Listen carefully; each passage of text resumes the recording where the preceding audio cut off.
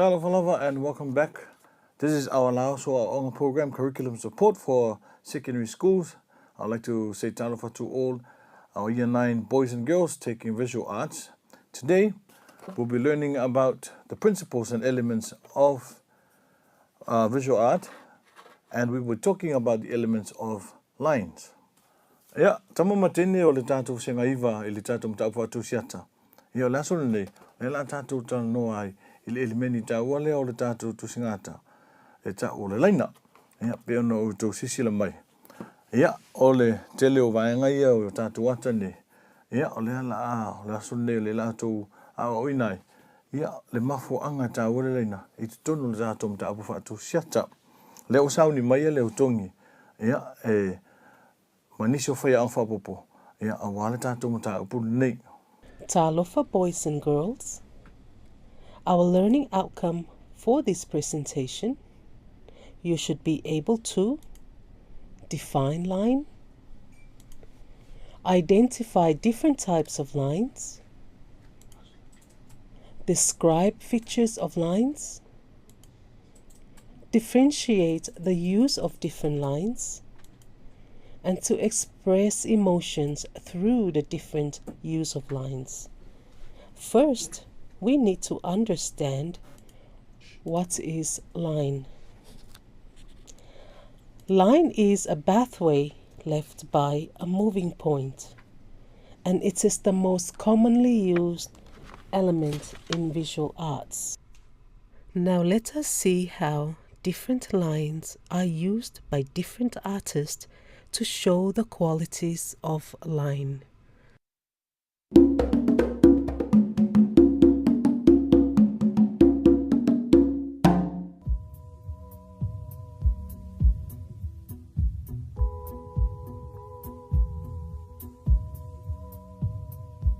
Each of these pictures is a self-portrait by a well-known artist. Although they are portraying very similar things, one main idea that differentiates them is how the artists have used line in their work. Line is one of the 7 elements of art, along with shape, color, texture, form, value, and space. These 7 elements are the building blocks of all art and are a great place to start when analyzing or interpreting works of art. Line is the path created when an object moves from one point to another. In the visual arts, lines are made when you draw or paint marks on a paper or canvas, or when materials such as wood, glass, and metal are bent or shaped.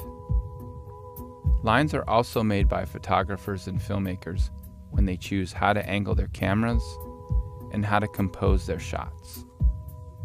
Lines can be horizontal, vertical, or diagonal, straight, curved, or free form. They can be thick or thin, light or dark. Sometimes one line can be all of those things. Lines can be described in many ways: dashed, dotted, rough, smooth, zigzag, implied. What qualities do you see in these lines? How would you describe them? Every artist has a unique way of making lines. It's one way of expressing their individual style. This is a self-portrait by Jean-Michel Basquiat. His lines might be described as bold, jagged, almost messy at times. What do these lines make you think of? Why might he have chosen to represent himself in this way? Compare that to the faint, seemingly unfinished quality of this self-portrait by David Hockney. What do his lines suggest to you? Do they make you think or feel differently than the Basquiat self-portrait? If you were drawing a self-portrait, what kinds of lines would you choose to represent yourself? What kinds of lines would communicate the messages you want viewers to think about? The next time you are looking at a sculpture, painting, or drawing, try to notice what kinds of lines are used and interpret what they mean to you.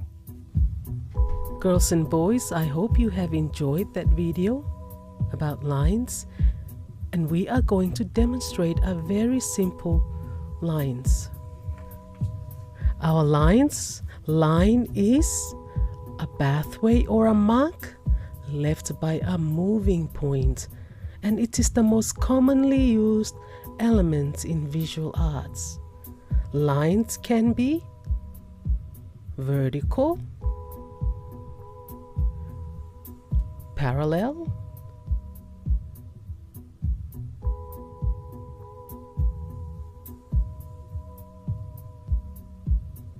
diagonal,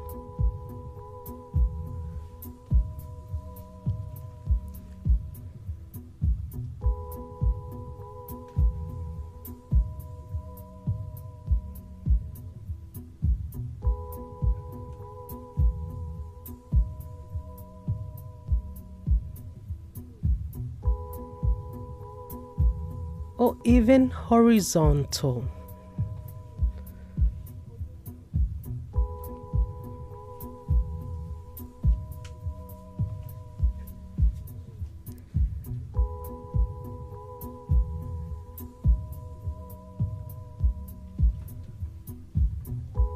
Lines can be curved as well, whether it's facing right or facing left. It can be zigzag. Line can be spirals.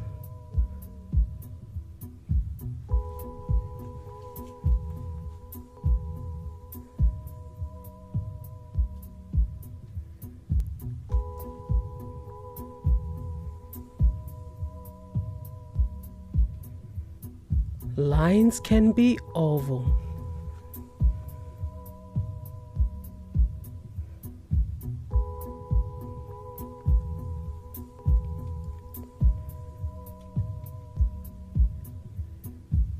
Lines can be short. Lines can be long and thick.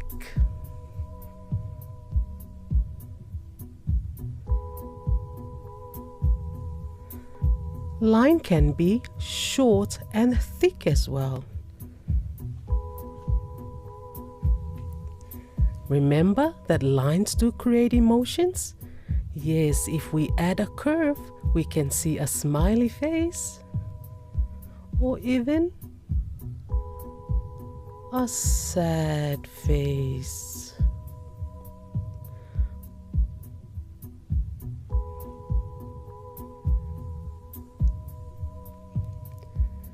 Remember that line can also create calmness. In our lines we have used, imagine that we are at the sea and we see a moon in a very quiet evening.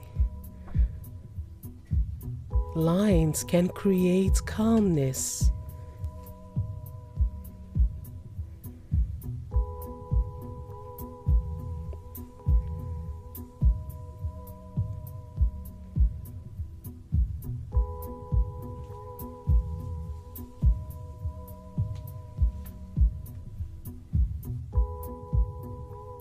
And lastly, the use of spirals. Spirals can create a very rough sea.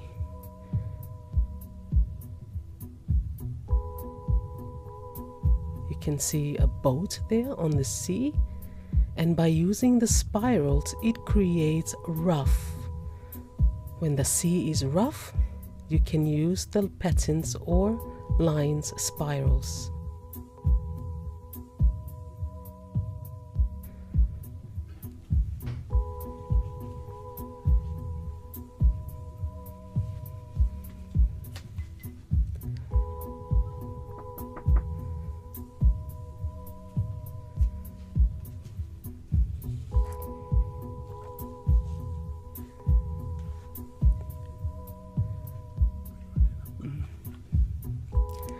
Okay, boys and girls, I hope you have enjoyed those illustrations. On our next video, we are going to show how more lines can be used to create other images. Alright, so in this video I will be showing the basics on how to draw a face and just some of the general proportions. So very first you start out with a circle, which hopefully shouldn't be too difficult. You can draw a circle, you can do anything. Then after you have your lovely circle, you get a line halfway through that and you bring it down past the circle. You want to bring it down probably about a little bit less than the diameter of the circle. I've seen some people do just like super long faces and it looks a little bit weird.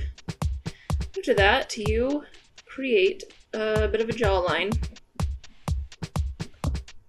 You can have it just kind of curved and softer lines like this, or sometimes you can do it more angular if that is what the character calls for, but you know, it totally depends on who you're drawing and what they look like. So for this, we're just going to keep it kind of an oval egg shape. After that, you find about the midpoint of this vertical line, and from there you draw a horizontal line through the middle. Then, from your middle point to the chin, you try to divide it as best you can into thirds.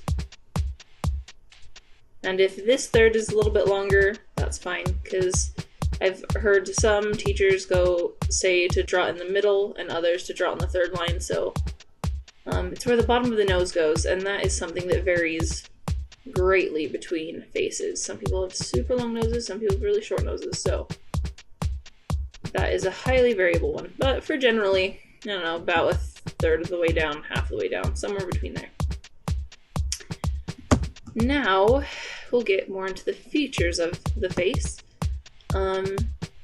Here we put in the eye.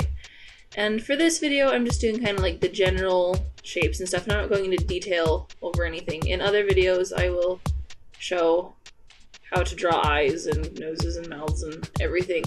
But for this, it's just general, very general proportions. So the width of the eye is the same as the distance between the eyes.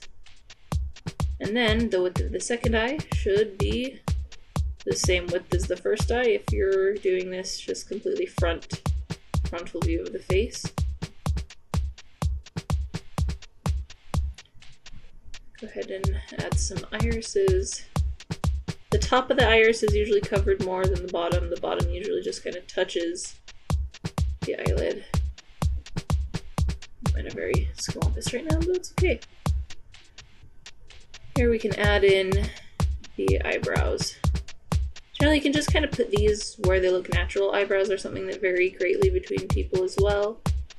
Generally speaking, if you know the anatomy of the skull at all, you know that the orbit is about right here.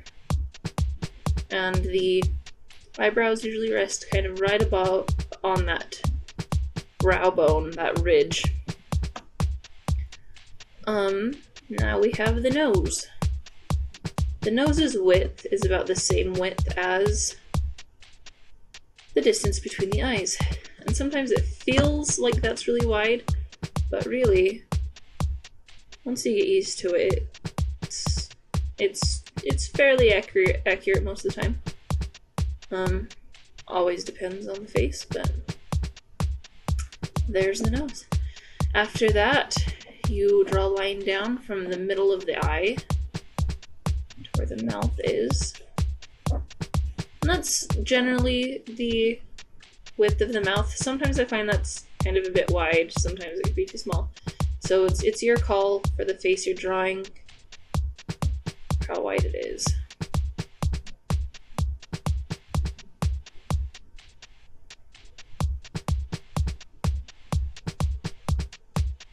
And the bottom of the lip rests on the line. Here we'll define a little bit more of the jawline. get it the way we want. Lots of times when you draw these guidelines, they'll either be much too wide, too thin, too long. You kind of just fit it to the face you've drawn. Now the ears are about as tall as the eyebrow, as long as the nose. And on older people, they'll be longer because ears are one of those things that don't stop growing. And then the neck, even though you can't see it because the jaw will cover part of it, the neck actually extends from the ear and curves in and out to then where the shoulders are and stuff. Now we can go in and kind of put more for sure lines where we want them. Because on this first sketch, you know, you're not really worried about getting any of the lines clean or anything. You're just kind of getting the basic measurements, finding out where to put everything. And then here, this is still a very, very, very quick and rough sketch. Usually a face takes more than just 5 or 10 minutes to draw, if you're trying to make it look nice. But so it's still rather rough, but it's a little bit more cleaned up than the other one. No, I'm not going to add details yet.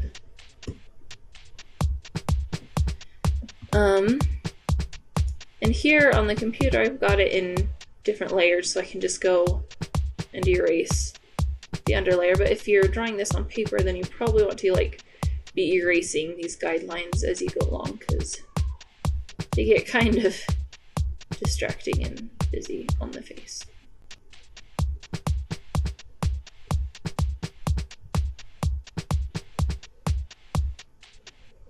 And if you'll notice, the lines that I'm using when I sketch and stuff, they're still very like angular and sharp. They're not really like the smooth organic lines that you'd actually see on a face. And that's, you know, you'd smooth it out and polish it up if you were to really like try to make this face look nice. But you know, I'm not really. And if this is like your first time drawing a face, it'll look funny. Probably guaranteed, unless you're just really good. But it always looks weird the first time you do it, and then you just do it a couple 100 times and it starts to look a little bit better. But it just takes a lot of patience and a lot of practice.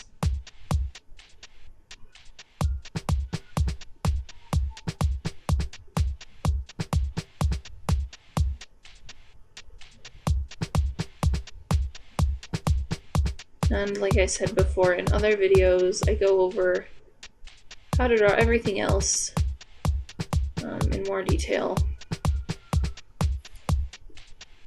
Now, the edge of the face is usually about half the width of the eye is to where the edge of the face is. So again, that varies a lot too. Some people have very thick set faces, some people have very, very thin faces, so it's hard to say. And also the jawline is something that greatly changes, especially with the gender of whoever you're drawing. Usually girls have much softer lines in their jaw, and then guys have more angular jaws.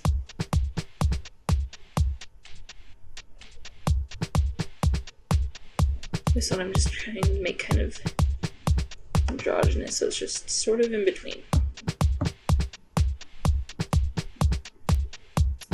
Put in some ears.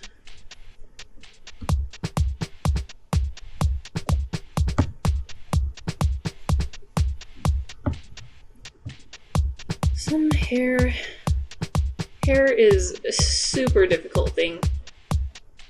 Or at least it was for me. I guess it still is. But you want to draw your hair kind of up off the head, because hair tends to be rather poofy.